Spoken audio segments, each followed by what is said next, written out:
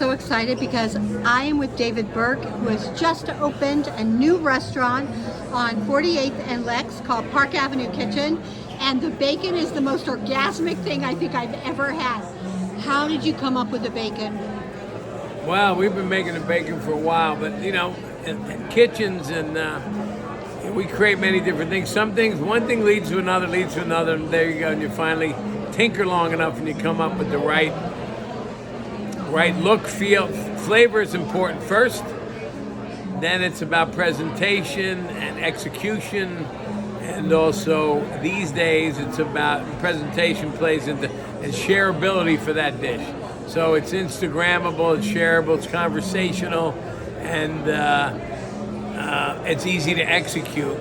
I'm telling you, but it's not easy to make. I mean, you could tell me that bacon would kill me tomorrow, and I'd still be eating it. Bacon's a wonderful dish. It was amazing. And we treat it with love, and we're happy that you like it. What's your favorite thing to cook? My favorite thing to cook? I don't know. I'd have to say I like cooking things large format, like roasts, like a whole chicken or a whole duck or roast beef or a whole fish. Because, you know, my whole career we're cooking portions for restaurants, you know. Do you serve duck here too? We don't have duck currently on the menu. We will probably next month. Oh, I'll be here for that. I love duck. But we have bison short ribs on the menu, lots of dry aged meat, a great chicken dish. Wait, do you do prime rib? We do have. We just did a dry aged ribeye, but not prime rib. We have black sea bass, Dover sole, and lobster with linguine. You know, there's lots of nice stuff in it. What's your favorite food to eat? My favorite food to eat eggs. Really? Yes. I mean, I love eggs. I can eat egg breakfast any time of day. But I like fish. I like pasta. I like roast chicken. You know, I like everything. So I like Asian food. I like Italian food. I love French food. You know, I'll try Indian food. I like too. So I like texture. I like spice. How did I like you get presentation. started? I was a dishwasher in the 70s in my hometown of Jersey, and I worked my way up. Way back when being a chef was not cool. Wait, how did you become so famous? I was a chef at the River Cafe when I was very young in the 80s, late 80s, into the 90s, and then I won several awards. I also was a chef at Park Avenue Cafe in the 90s, and I opened David Burke and Donatello. So yeah, I've been at this for a while. So. What would you like people to remember you from? Hospitality. You know, someone that has the right personality for the business we're in. You know, it's a giving personality. It's also hospitable and also someone that wants to impress. I'm someone that wants to impress my clientele. You know, and I try to do that on a daily basis with my craft. And I think that sometimes gets a little bit lost. Even on the maitre d's and managers where, you know, you have to let people, they're coming to our house, we need to impress them. Our restaurants are our house. So we have to, you know, some of us do it really well and some do better. Some don't. I think that you're humble. I mean, I came here, you're super famous, and you were immediately welcoming and warming. Yeah. And sharing. Yeah.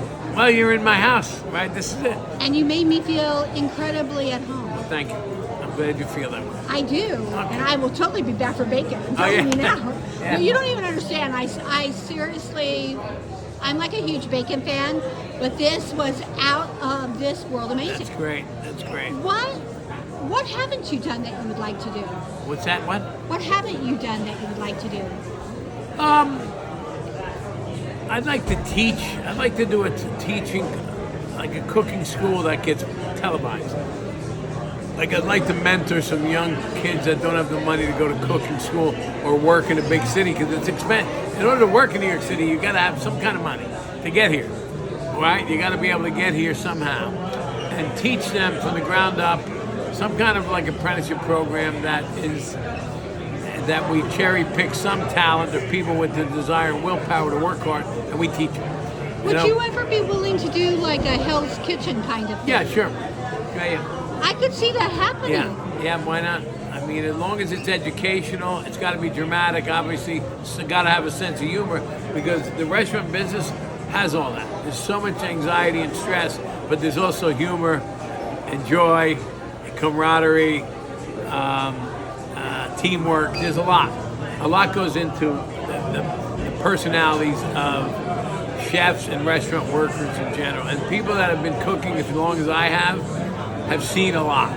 You know, we've seen the evolution before the chef was recognized as and respected to what has come now.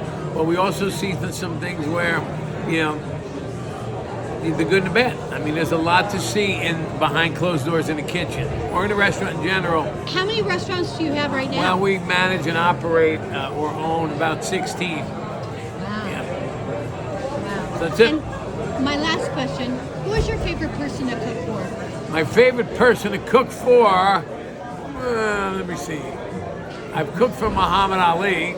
He was one of the favorite people I ever met. I loved him. And I was alone with him in a table in my kitchen for a few minutes talking. I'll never forget what he said. Great guy. I would, you know what?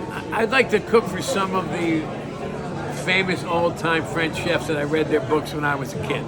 They're passed away now, but I'd like to cook for some chefs that were around 80, 100 years ago who set the example, and also to show them what modern American cooking is.